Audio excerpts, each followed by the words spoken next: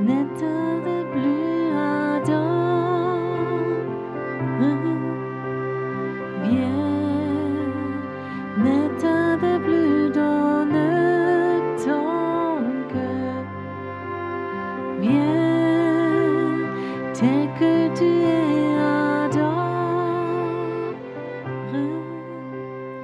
viens. Aujourd'hui, j'ai à cœur de vous parler d'un thème. Ces deux thèmes, on ne peut pas les séparer. C'est comme avec l'électricité. Il y en a qui disent « je prends que du plus ou du moins ». Non, faut les deux. Et j'aimerais parler de deux choses. La première chose est, ne vous effrayez pas, le brisement. Je vois que vous êtes enthousiaste dans la salle. La deuxième chose, c'est la grâce. Ce sont les deux thèmes qui vont bien ensemble et tu ne peux pas les séparer. Il y a un brisement humain ou un qui est offert par Dieu. Le mot que vous connaissez, c'est les cœurs brisés. Nous avons tous déjà vécu des brisements. Est-ce qu'il y a quelqu'un qui ne connaît pas ça, ces mots? Je vais de victoire en victoire? Je ne crois pas. Mais le mot brisement, ça c'est une possibilité pour atteindre la grâce. Le brisement est quelque chose de terrible. Je me rappelais quand je suis venue ici, quand j'étais en route, la première fois que j'ai vu quelqu'un brisé, ce n'était pas une personne commune, c'était un officier de l'armée, habillé en militaire officier, et il roulait en camion. C'était en France, entre Haguenau et Bischwiller. Donc je roule sur cette route et devant moi, ça s'arrêtait, il y avait un accident devant moi et ce camion a écrasé un petit garçon de 6 ans et est tout de suite mort. Il était là, couché par terre sur la route. L'officier est descendu du camion. Il s'est agenouillé devant cet enfant et il a pleuré comme un petit garçon, comme un enfant. J'ai jamais vécu qu'un officier qui peut aller à la guerre, tuer les gens, faire la guerre. Et il était là, accroupi par terre, il pleurait, il ne pouvait plus parler, il était vraiment effondré quand il a vu cet enfant mort. Et il savait peut-être que l'enfant avait juste traversé, il ne pouvait plus freiner, il ne pouvait même pas rouler tellement vite, mais l'enfant mort était là, couché par terre, et cet officier, cet homme avec autorité était là et pleurait comme un petit enfant. Je peux te dire, du soir, je peux te dire, ce n'est pas quelque chose qu'il a oublié, mais ça a vraiment imprégné sa vie. Et comme ça, il y a des situations qui, d'un jour à l'autre, ta vie peut être brisée. Je veux comme ça vous raconter des brisements que moi j'ai vécu. Je me rappelle encore, j'étais en haut dans mon bureau. Il y avait une dame dans notre assemblée. Je crois qu'elle est aujourd'hui ici dans la salle, mais je vais comme le raconter. Donc, elle était nouvelle convertie, son mari était étranger, elle était nouvelle à l'église et il était violent. Et elle est venue au culte et elle avait vraiment un œil au beurre noir, vraiment, il l'avait tabassée. Et je lui ai demandé, c'est ton mari? Elle dit oui. Et elle dit, c'est pas la première fois, je me suis séparée, j'ai pris mes enfants, j'ai déménagé dans un home pour femmes. Et l'homme voulait absolument s'excuser. Et alors la femme, elle a dit non, je peux plus accepter, me laisser taper devant les enfants. C'était pas la première fois. Chaque fois tu t'excuses et après tu me tapes de nouveau. Et alors elle a dit, je te donne encore une chance. Parle avec mon pasteur Pierrot. Et alors il est monté en haut. Et on remarquait à sa prestance qu'il était dur. Je ne l'ai pas accusé, j'ai juste posé 2-3 questions. Et alors, il s'est effondré là, et il pleurait comme un enfant. Et je remarquais, il ne faisait pas de show, mais il tremblait de tout son corps. Et il disait, tu sais, c'est dans ma nature comme ça. Il y a des moments comme ça, il y a la violence qui monte, je tape, je blesse quelqu'un, même gravement je blesse. Et quand je l'ai fait, de préférence, je pleurais, je ne suis pas sous contrôle. Cet homme était complètement brisé. Maintenant, mon épouse, mes enfants sont partis, je ne les vois plus, je suis complètement brisée. Et dans ma vie, j'ai vu beaucoup de gens brisés, où le mariage est cassé, les gens ont fait faillite, les gens ont perdu un enfant. J'ai vécu comme ça des situations et j'ai vu un homme d'affaires, mon fils, 20 ans, dans la chambre, il s'est pendu. Il l'a vu, son propre fils, il était là, suspendu, et tous ces menaces, toutes ces reproches. J'ai vu des gens comme ça brisés. Ça ne doit pas toujours être extrême, mais il y a des situations dans notre vie où nous pouvons nous briser. Quand tout est cassé, tout est anéanti, et à l'intérieur de toi, tu n'es plus rien, tu n'as plus de force, tu n'as plus envie de vivre, tout est anéanti, brisé. L'essentiel est que qu'est-ce que tu fais après avec tout ça? Et là, il y a un grand croisement. Soit tu vas vers Dieu et tu dis, je suis brisé, peut-être que j'ai même péché, donne-moi la grâce, j'aimerais recommencer à zéro. Il y a d'autres personnes qui disent, non, j'arrive tout seul, je me lève, je suis fort, et je peux te dire, certains vont se relever. Mais cette grâce n'est plus là. La grâce est là pour les gens qui sont brisés.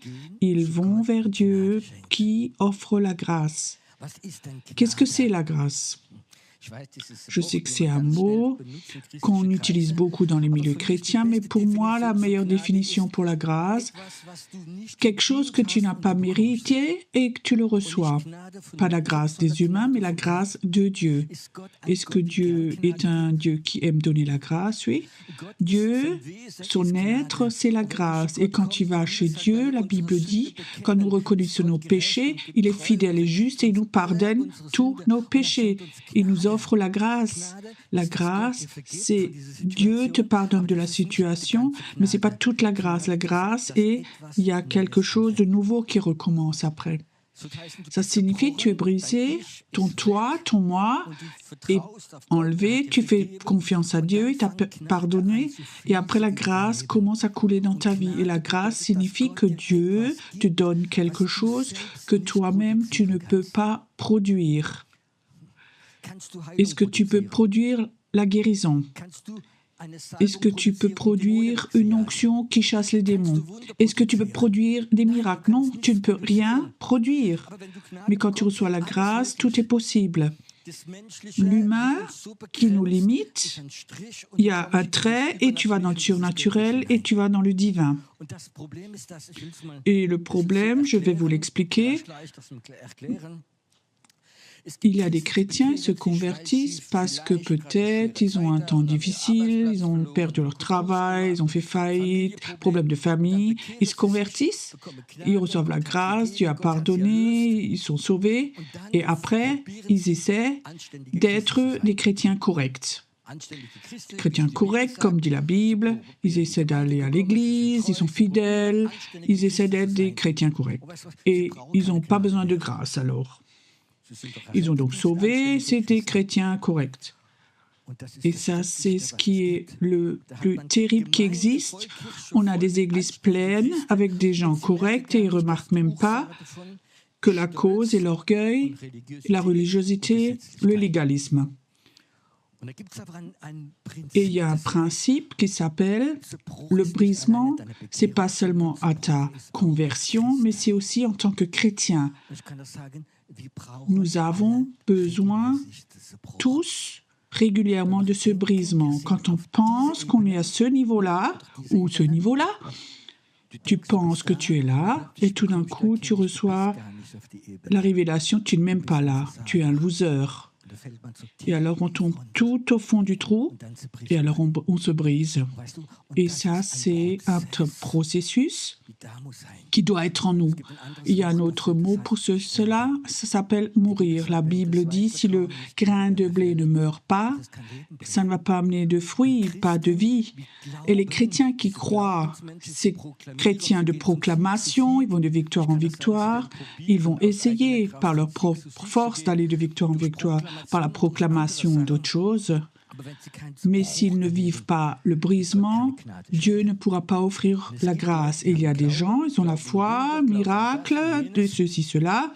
Ils proclament, Dieu est fidèle et confirme sa parole, mais ils ne savent pas ce que c'est la grâce.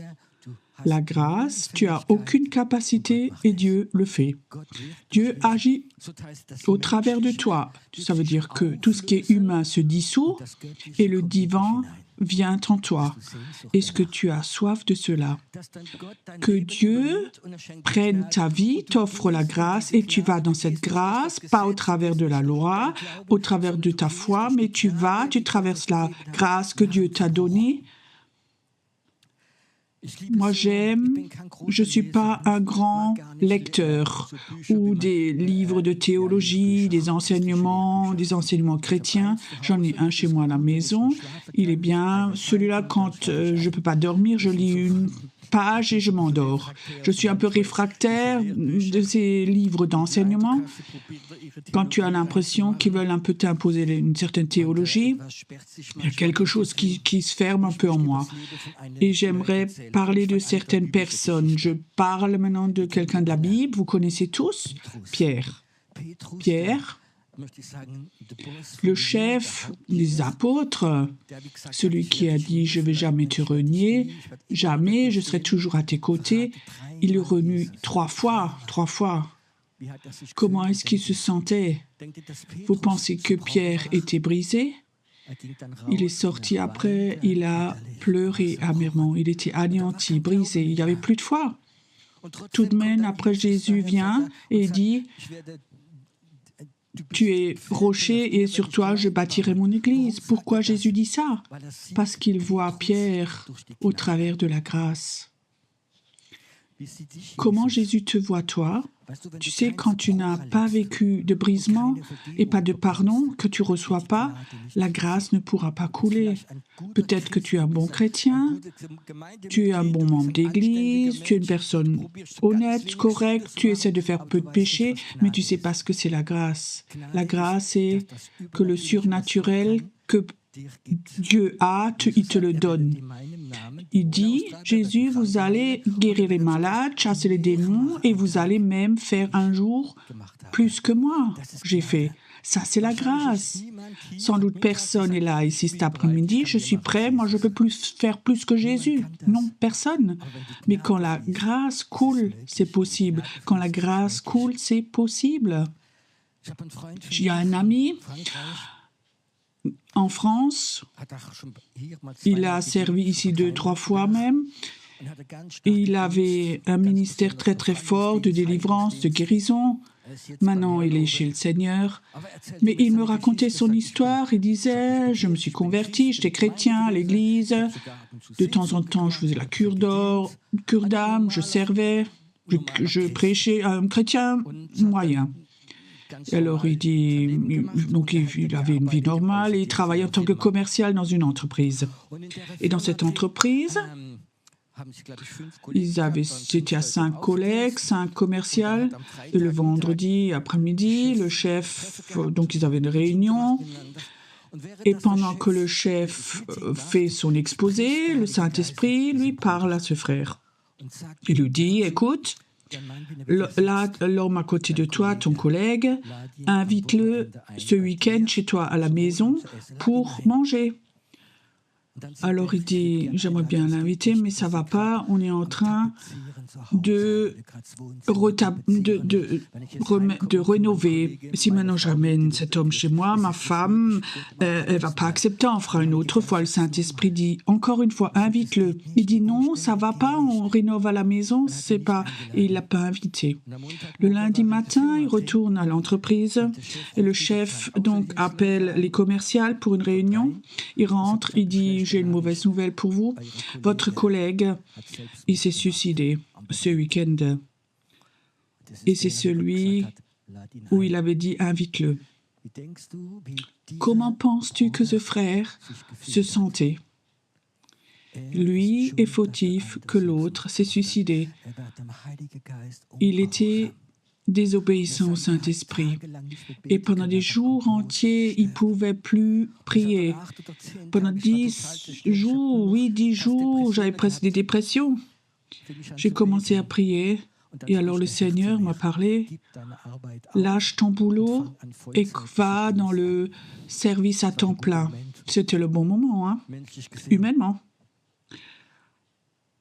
Il n'arrivait presque pas à croire, Seigneur, c'est toi? Oui, oui, c'est moi. Alors il a démissionné.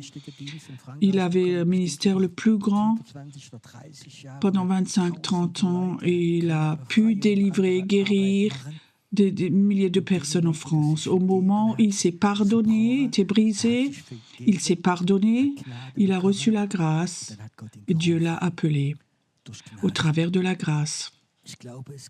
Je crois qu'il y a beaucoup d'hommes et de femmes de Dieu, des gens corrects, honnêtes, ils ont appris à prêcher, à servir, ils ont appris, ils ont un fort caractère, ils le font de tout leur cœur.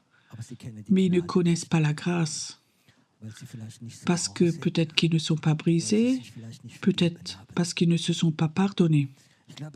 Je crois que c'est une des choses les plus importantes, de se pardonner quand on est brisé.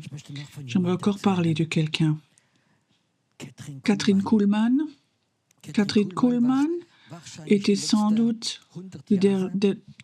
les 100 dernières années, la femme la plus puissante qui avait le plus grand ministère de guérison. Tu peux encore la trouver sur YouTube, sur des vieilles vidéos.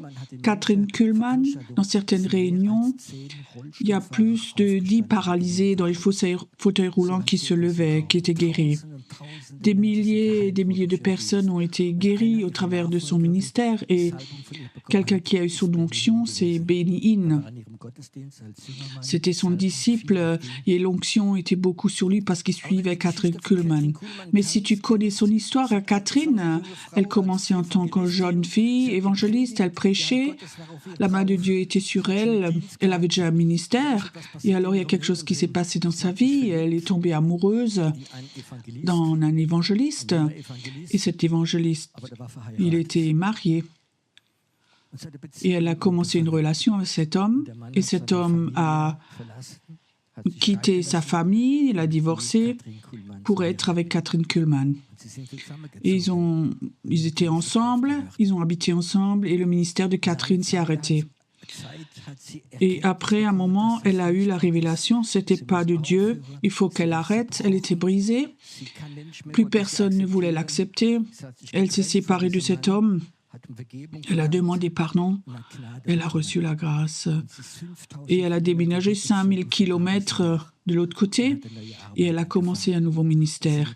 Et c'était la femme la plus puissante après ça et dans le monde entier. Elle était brisée, elle a reçu le pardon et après la grâce a commencé à couler, Je crois, nous avons peu de chrétiens.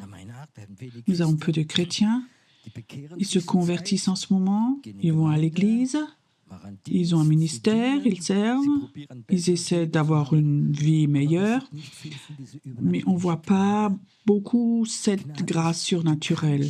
La grâce, c'est tu ne peux pas faire quelque chose, tu n'as aucune chance, tu n'as pas de capacité, et tout d'un coup, le divin commence à couler en toi, que ça vient de Dieu. La grâce, c'est quand Dieu, ce divin est en toi et ça commence à couler, ça sort de toi.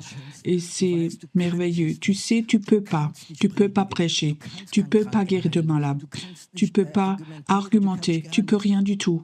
Mais Dieu le fait au travers de toi. Et ça, c'est la grâce. Aussi longtemps que nous pensons, nous devons apprendre quelque chose, que nous savons quelque chose, c'est faux. Nous avons besoin de la grâce. Le brisement et la grâce. Mon père C'était pas un jardinier, mais il avait un petit jardin pendant 40 ans. Il l'a hérité de son papa aussi, il avait aussi 30 ans. Et en tant qu'enfant, j'ai grandi dans ce jardin. Papa m'emmenait souvent dans ce jardin pour travailler un peu avec lui. Et mon papa avait une expression de ce jardin, il disait toujours, tu sais, la seule chose que tu n'as pas besoin d'arroser, tu n'as pas besoin de faire de soucis, ce sont les mauvaises herbes. Ça vient toujours tout seul. Ceux qui ont un jardin, vous pouvez confirmer. Ça vient tout seul, ça pousse même plus vite que les autres choses, les autres plantes. Qu'est-ce que ça signifie? Que les mauvaises herbes, la chair, ça grandit en nous, tout seul. Tu n'as pas besoin de te laisser bénir par Martin pour que les mauvaises herbes poussent. Tu comprends? Je vous donne un exemple maintenant. Au Emmausgrund, c'était un jeune homme vient me voir. Après le culte, il vient devant. Il dit, Pierrot, je veux que tu me bénisses. Je dis, ouais, ok, bon, ça se fait en tant que pasteur. Je voulais mettre la main et Dieu me dit, Seigneur, il dit, est-ce que tu voudrais bénir une poubelle? Et je dis, Seigneur, je dois lui dire ça? Il dit, oui. Et je disais, écoute, Dieu m'a dit, il ne faut pas que je bénisse la poubelle. Il y a tellement de déchets, et si je bénis, ça va aussi être béni. Et le Saint-Esprit le touche et dit, oui, tu as raison, va à la croix, agenouille-toi et reconnais tes déchets, jette-les dehors et après je te bénis. Donc j'ai prié encore pour d'autres et après il est revenu devant, encore une fois, et dit, je suis là maintenant. Il s'est repenti et le Seigneur a dit, maintenant tu peux le bénir. Est-ce que ça se pourrait que nous, parfois, dans notre milieu charismatique, que nous voulons bénir les déchets chez les gens? Tu comprends? Je suis brisé, blessé, mon père, mon mère ne m'aiment plus, mon mari, on prie pour toi, on te bénit, que tu aies de la patience. Peut-être que c'est au moment de dire, écoute, ce serait bien que dans ta vie, tu mettes ça et ça et ça en ordre. Et peut-être que parfois, les gens se briseraient et s'écroulent et se repentent. Et après, la grâce commence de nouveau à couler. J'ai un désir. Mon cœur crie après cela, que beaucoup de personnes viennent du monde brisées, cassées, qui sortent de la drogue, de plein de milieux, qu'ils viennent, qu'ils se brisent ici au travers, à cause de leurs péchés, qu'on prie pour eux, et après la grâce commence à couler, à couler. Je ne veux pas être pasteur ou prêcher toute ma vie pour des gens religieux ou qui croient, qui sont tellement religieux. J'aimerais qu'on laisse couler la grâce. Je n'ai pas de problème d'être retraité chez moi et chaque semaine, je reçois des lettres que les gens sont touchés par la grâce. Ça, c'est mon désir. Et je crois que c'est aussi le désir de Dieu. Amen. La grâce, vous vous êtes déjà posé la question, pourquoi en Allemagne, en Europe, il y a si peu de miracles qui se passent chez nous par rapport en Afrique, au Brésil ou d'autres pays? Est-ce qu'on a un manque d'enseignement? Est-ce qu'on a un manque de révélation? Non. Nous avons un manque de grâce. Dans certains pays, il y a des gens, ils se convertissent et 8 jours après, tu les vois quelque part dans les rues, ils prient pour les malades et la guérison se passe. Il y a d'autres, ça fait 30, 40 ans, ils sont dans les églises, ils veulent être bénis. Et ils sont corrects, des gens honnêtes, mais la grâce ne coule plus. Est-ce que tu peux imaginer que le Saint-Esprit vient tellement fortement avec la grâce de Dieu que nous nous brisons, que nous effondrons, que tout en nous s'effondre. Nous nous repentons et la grâce commence à couler. Peut-être qu'avant, tu as dit les mêmes paroles à quelqu'un. Tu as dit, Seigneur, il t'aime. Et maintenant, tu dis à quelqu'un, Dieu t'aime. et s'effondre parce que la grâce coule au travers de toi. Elle coule au travers de toi. Ce matin, je me rappelais, il y a plusieurs années, j'avais fait un séminaire pour les collaborateurs. On était 20 ou 25 personnes. Et quand j'étais en route pour ce séminaire, j'ai eu une vision de Dieu.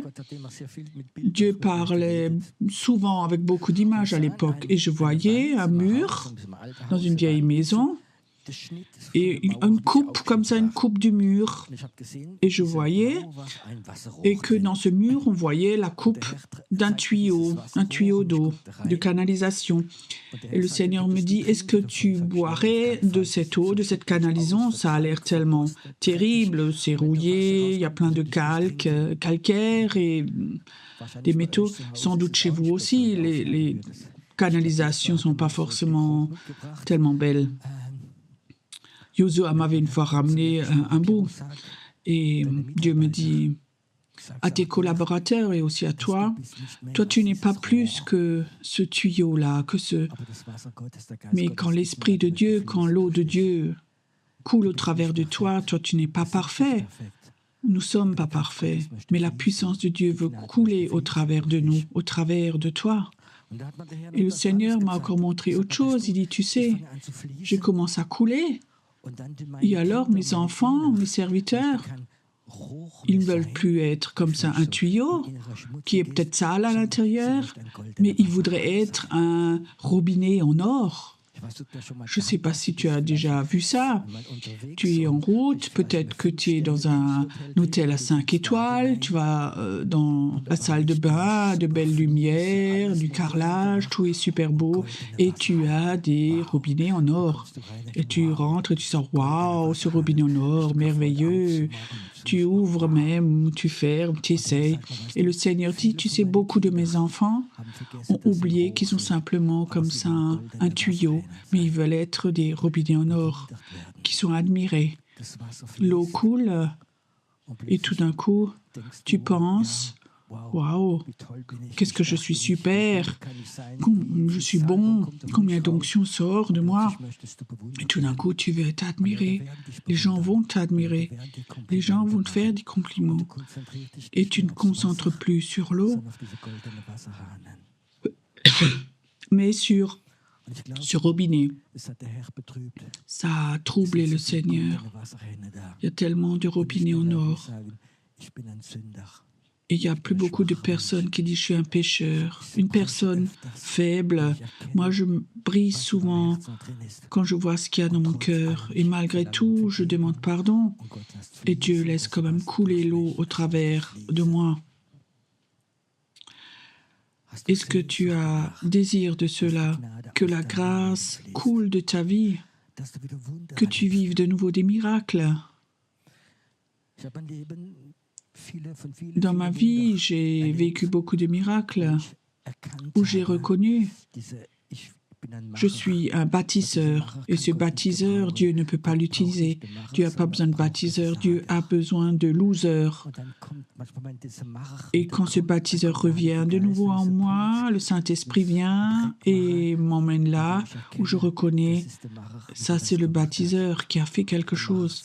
Et le bâtisseur se brise, il devient tout petit. Et la grâce commence de nouveau à couler. Elle commence de nouveau à couler. Dieu n'a pas besoin de bâtisseurs. Il a besoin de personnes brisées qui disent « Seigneur, nous avons besoin de ta grâce. » Et ça va couler, ça va couler. Nous avons la Sainte Seine. Et la Sainte Seine, c'est pour moi un moment où on peut aller vers Dieu. On peut aller vers Dieu et dire « Je vais être en communion avec toi. » Ton amour a le droit de briser notre cœur. Le Saint-Esprit a le droit de nous emmener à la repentance. Il peut arracher les mauvaises herbes. Et surtout, quand on pensait, on est des bâtisseurs. Nous sommes bâtisseurs et nous avons construit. Et Dieu dit, vous avez le droit de venir devant après, fêter la Sainte Seine et dire, Jésus, tu as tout accompli pour moi. C'est toi qui l'as fait. Je n'ai rien fait. J'ai juste des capacités Mais toi, tu as la capacité de me briser. Tu as la capacité de m'aimer. Tu as la capacité de faire un stop et de recommencer avec la grâce. Moi, je veux vivre dans ma vie comme la grâce coule. Ou que la grâce coule. Quand la grâce coule, Dieu va toujours aller au-delà de ton intelligence. Il y a plusieurs années, j'avais besoin d'une autre voiture. Et j'ai dit à Dieu, OK, j'ai besoin de diesel parce que je roule beaucoup, tant de chevaux. Et Dieu me dit, non, tu as besoin d'une plus grande. Tu vas rouler beaucoup. Et de façon surnaturelle, il m'a montré quelque chose dans le journal. C'est une belle histoire parce que j'étais juste en train... Un couple de notre église est en train de déménager. Et alors je vais chez ce couple et la femme dit « Ok, je monte, je cherche les journaux pour emballer. » Et elle était dans la cuisine en train d'emballer des assiettes. Je pensais, oui, maintenant je vais... Qu'est-ce que je vais faire maintenant? Oui, je vais aussi emballer maintenant. Alors je prends le journal, les verres, les tasses, et puis j'ai mis dans le carton, j'ai collé. J'ai déménagé plusieurs fois, je sais comment ça va. Alors je prends un journal, je veux juste emballer dans le verre. Il y a voiture, le mot voiture, des annonces de voiture. Diesel, une voiture assez grande et c'est marqué, c'était les temps, la voiture coûtait 25 000 €. Et j'ai dit non, j'ai pas autant d'argent au Seigneur. Et je prends le journal et pour prouver au Seigneur qu'il s'est trompé, donc le journal était daté d'il y a un mois. Et je dis si c'est une bonne annonce, ben la voiture n'est plus là, ça va pas. Donc j'ai quand même déchiré l'annonce, j'ai mis dans ma poche. Je rentre chez moi et pour prouver à Dieu que c'était pas lui, j'ai téléphoné. Est-ce que la voiture est encore à vendre? Et l'homme dit, vous avez de la chance. Quelqu'un l'a commandé, mais il n'a pas eu son crédit et a redonné la voiture aujourd'hui. Ok, mais ça m'intéresse. Oui, ok, le prix est fixe, il n'y a pas de discussion.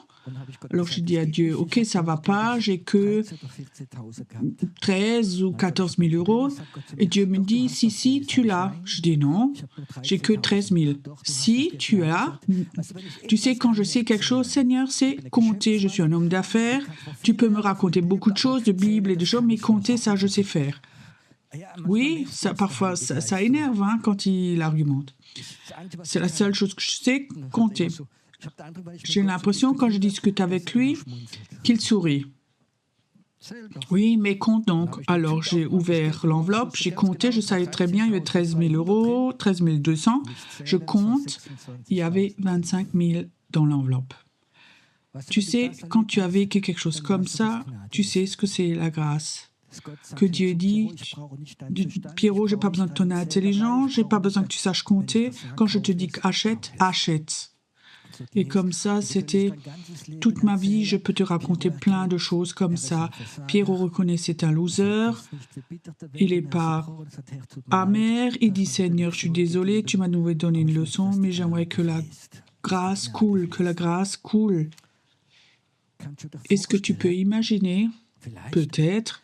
Imagine, chez toi, le bouchon, il est dans le tuyau depuis 30 ans. La grâce n'a plus coulé. Tu es enfant de Dieu, tu es né de nouveau, tu es un chrétien moyen, correct, un peu légaliste, un peu religieux. Tu es là et tu sais très bien, oui, c'est juste chez moi. Au début, quand j'étais nouveau converti, il y avait tellement de miracles et maintenant, il y a un bouchon, il n'y a plus rien qui coule. Est-ce que ça se pourrait que peut-être qu'aujourd'hui, Dieu te dit, j'aimerais tirer ce bouchon, j'aimerais que ta vie, la grâce coule de nouveau. Il faut que tu reconnaisses que tu es devenu sans amour, tu es devenu légaliste. Tu jugeais les autres. Tu as jugé les autres qui sont dans le péché, qui vivent dans le péché, ton orgueil, tu ne l'as pas vu en toi. Et cet après-midi, Dieu peut tirer ce bouchon, il peut le faire, et tout d'un coup, ça coule de nouveau. Et maintenant, Premièrement, tu as ce désir que la grâce de ta vie coule de nouveau. Est-ce que tu as de nouveau ce désir?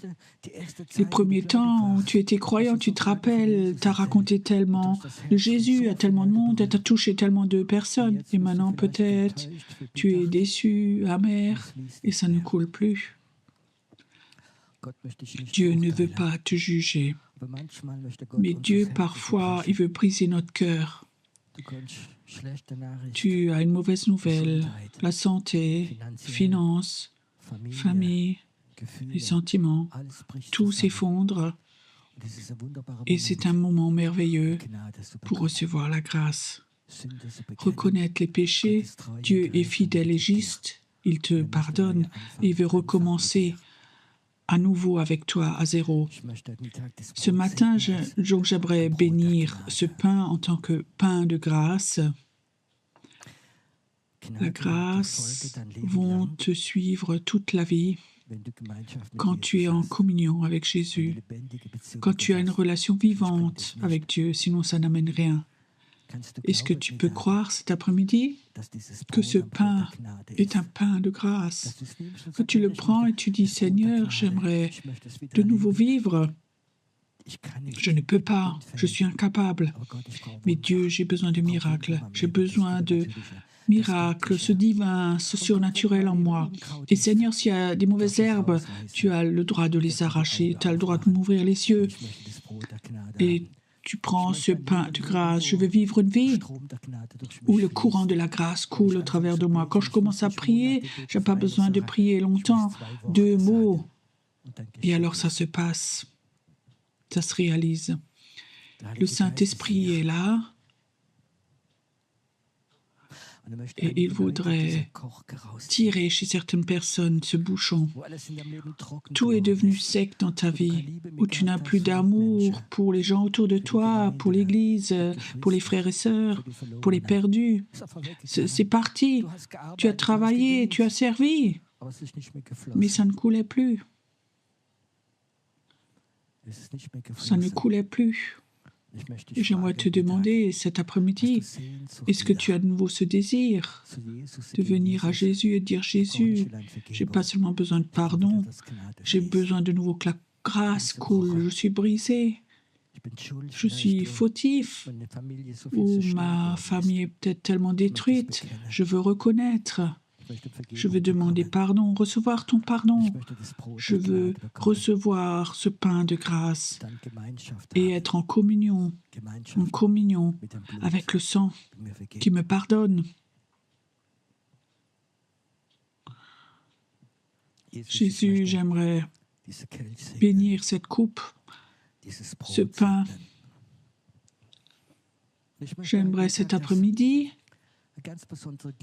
qu'une présence particulière soit là, que des anges nous accompagnent pendant cette sainte scène, que le ciel s'ouvre et que le surnaturel descende.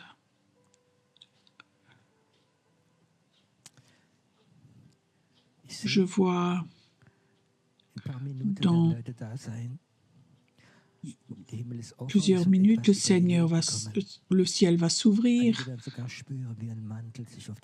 et Élie va descendre. Certains vont sentir que le manteau va être posé sur toi. La grâce va couler. Et aussi longtemps que tu es prêt, que ton cœur soit brisé par le Saint-Esprit, ça va couler, couler, couler. Et un moment de communion avec Dieu. Aussi toi qui es chez toi à la maison, sois en communion avec Dieu. Je prie aussi que Dieu ouvre des yeux maintenant. Qu'il y ait des personnes qui d'un coup voient là devant, il y a quelque chose.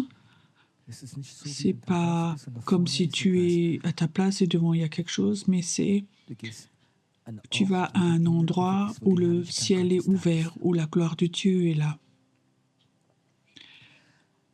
Ne va pas devant comme un rituel pour être béni, mais viens pour rencontrer ton Dieu.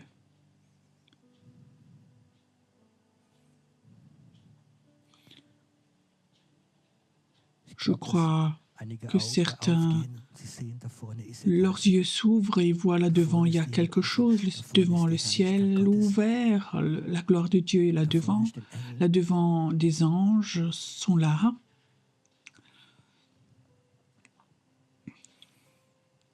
Je ne sais pas pourquoi, mais j'aimerais commencer. Si tu es là et dans l'esprit, tu commences à voir que là devant, c'est un endroit de rencontre où des anges sont là. Tu commences à voir, alors viens. Viens.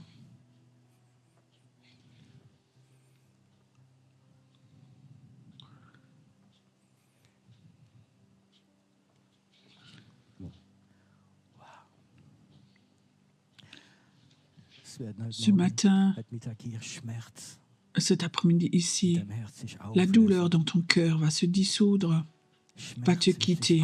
La douleur va te quitter.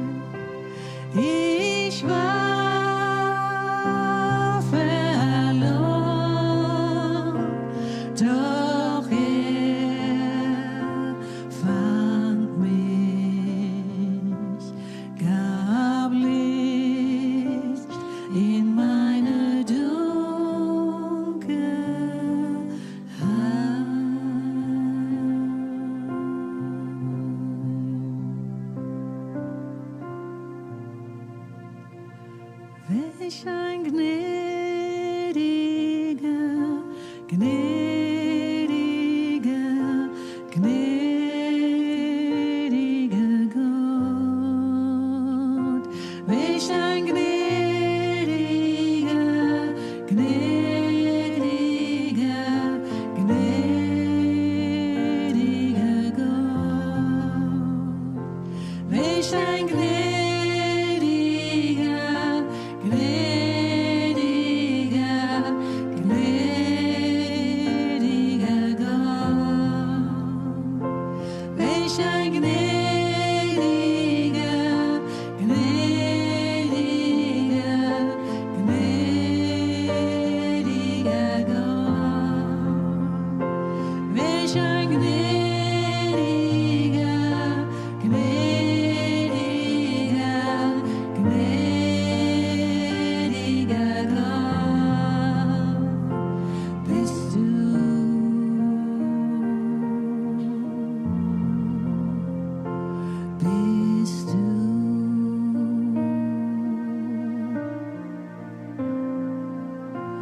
Du bist voll Sanftmut und voll Vergebung. Du bringst mich nah an dein Herz.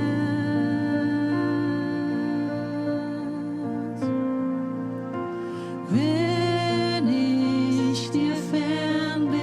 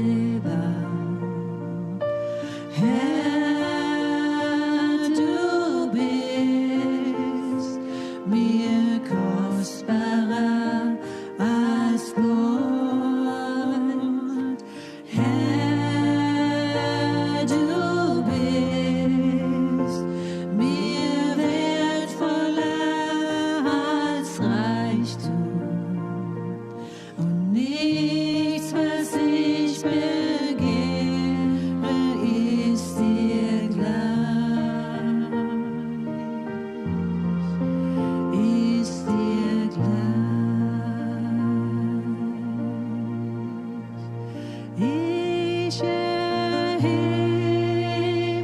dich. Ich erhebe dich. Ich erhebe dich. Oh Herr. Ich erhebe dich. Ich erhebe dich. Ich erhebe dich. Oh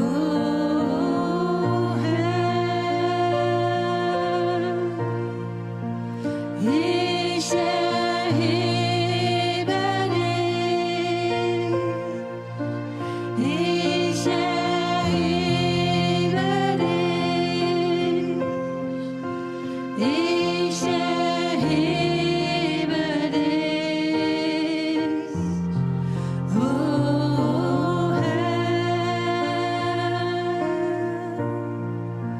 Ich erhebe dich.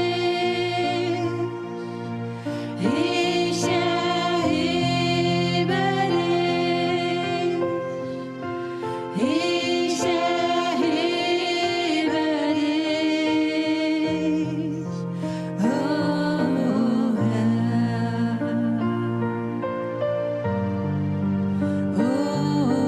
Herr. Oh Herr.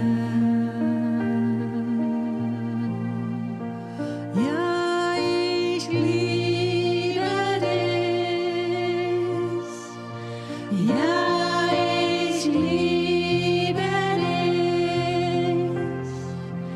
Ja, ich liebe dich.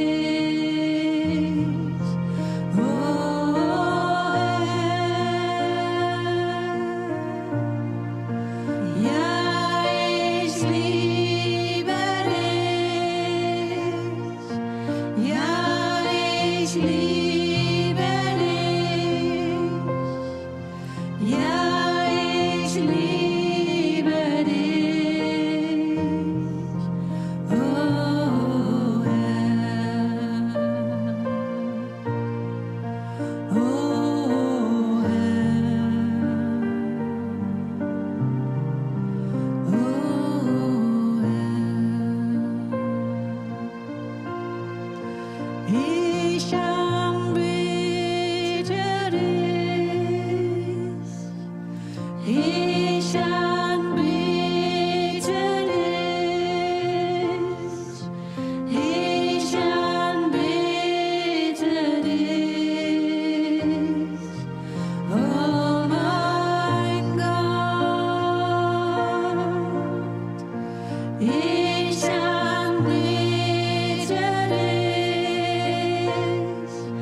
Ich anbete dich. Ich anbete dich. Oh mein Gott. Du bist mein Gott.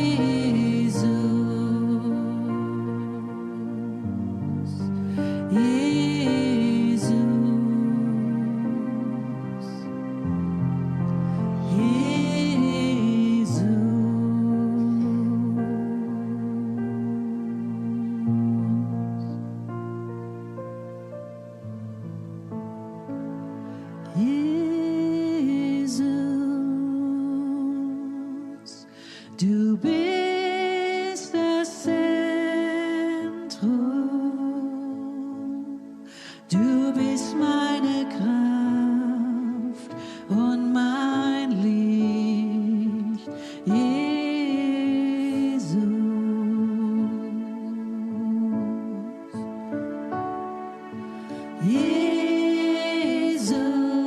Jesus, du bist das Zentrum,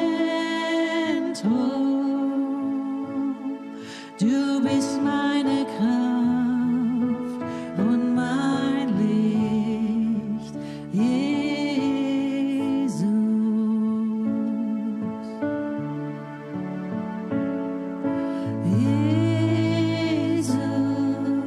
Jesus, du bist das Zentrum, du bist meine Kraft und mein Licht, Jesus.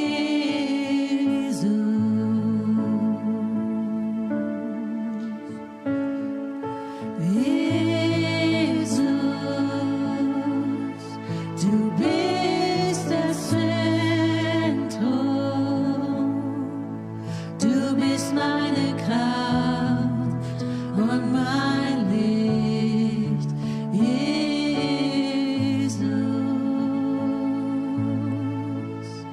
Du bist das Feuer tief in mir, du bist der Wind, der mich führt, du bist mein Leben und mein Ziel, Jesus, Jesus.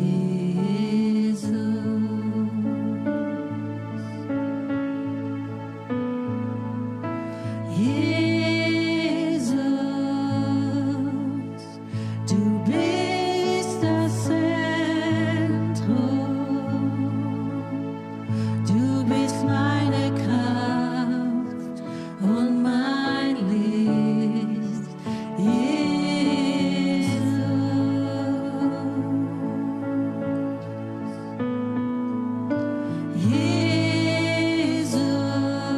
Jesus, du bist das Zentrum, du bist meine Kraft und mein Licht, Jesus. Du bist das Feuer tief in mir, du bist der Wind, der mich führt, du bist mein Leben und mein Ziel, Jesus, Jesus.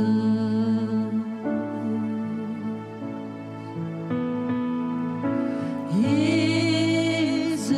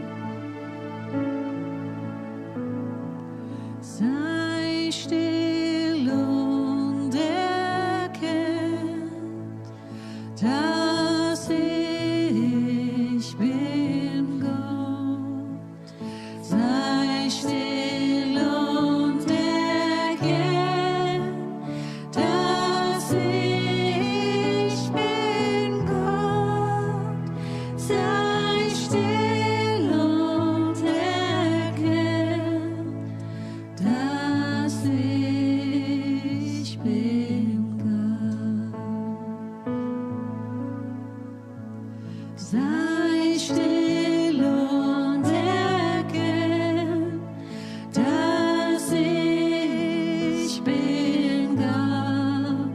Sei still und erkenn, dass ich bin Gott.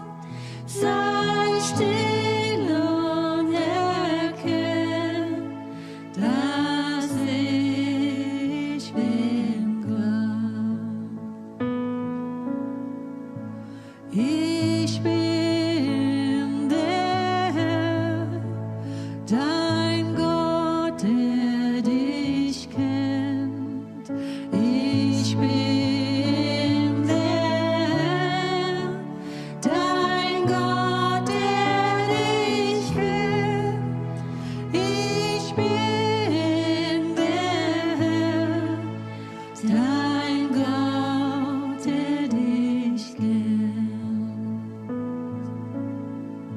Sei still und erkenn, dass ich bin Gott. Sei still und erkenn, dass ich bin Gott.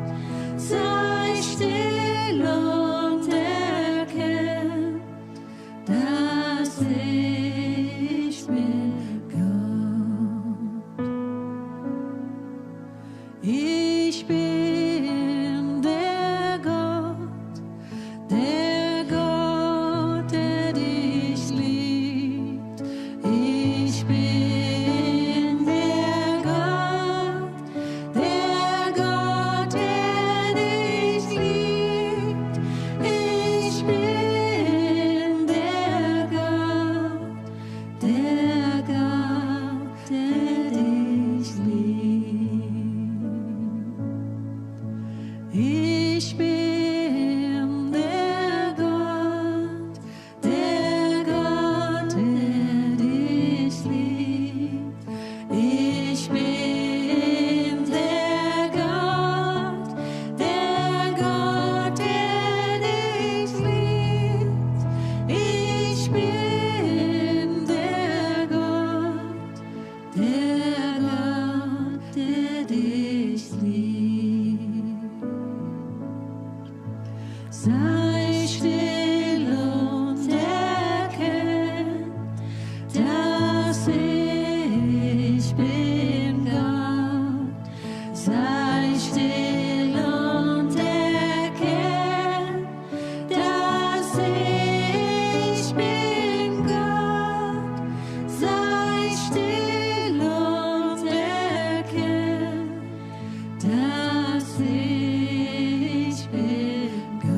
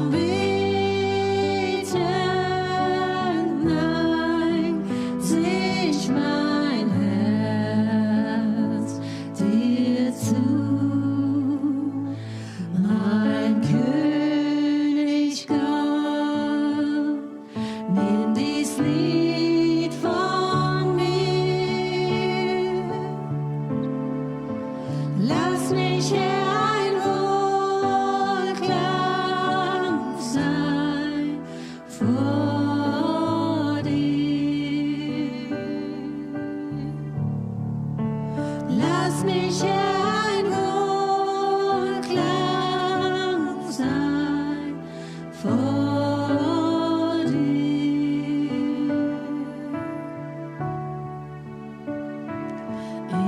Ich lieb dich, Herr, keiner ist wie du.